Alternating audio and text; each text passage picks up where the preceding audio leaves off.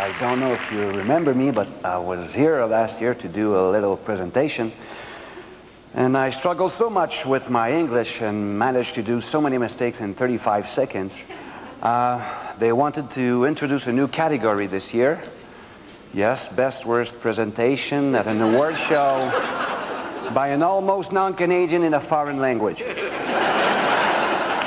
But instead of that, they invited me back so I can make even more mistakes for your pleasure and entertainment.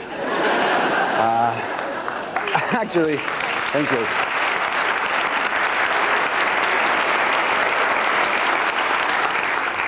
I should go now.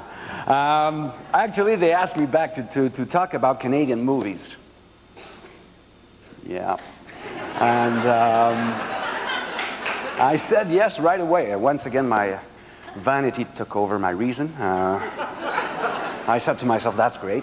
Big award show, primetime TV, all the important medias and producers would be there, see me. It's going to be great for my career in English. And I'm not so sure anymore. Because when I sat down in front of my Commodore 64 to write this, I realized it was really tough. First, because half of the audience here tonight is French-Canadian and the other half is Canadian. And really, you don't know much about our movies and culture, and there's not much to know about yours. And I'm kidding. It's a joke.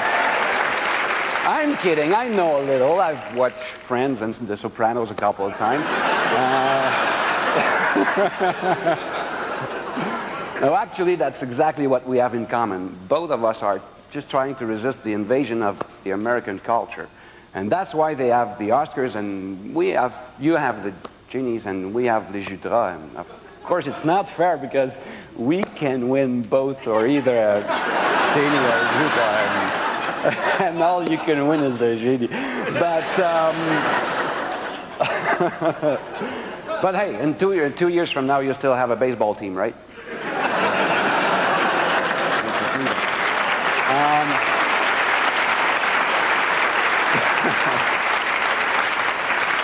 But sometimes, even with our culture, there's almost like no differences, huh? Like Céline Dion and Le Cirque du Soleil is very Canadian to you, right? And it's the same for us. I mean, if I get in the same plane of David Cronenberg or Bryan Adams, I mean, I will flash my passport 200 times to anyone in the plane for no reasons. Yeah. And actually, I'll be willing to sing God Save the Queen 10 times in a row for a kiss from Nelly Furtado. Really.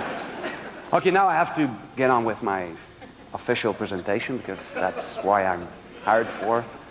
And this year I really want to make it right, so I even try to take an official tone to do it, all right?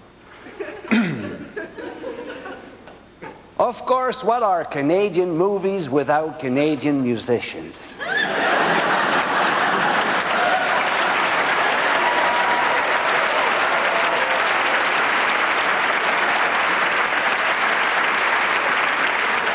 This year, many musical stars are collaborating with filmmakers, including Chantal Kreviazak.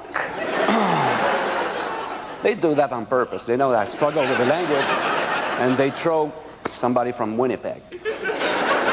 Rain Maida, the Tragically Hip, Sarah Harmer, Biff Naked, and this year's recipient for Best Original Song, Ron Sexsmith.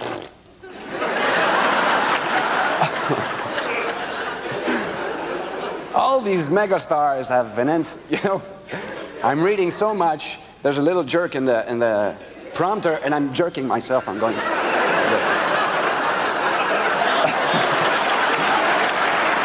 Sorry.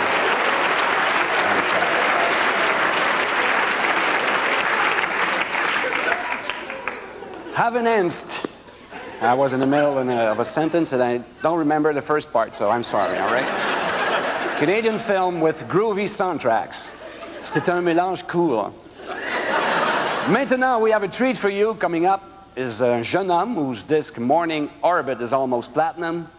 here to perform a selection from the album, as well as an excerpt. That's it, excerpt. That's how you pronounce it. Excerpt. Yeah, that's right. I don't pronounce the P, right? Okay, thank you. Excerpt from the soundtrack of the upcoming film Picture Claire. Mesdames et messieurs, David Usher.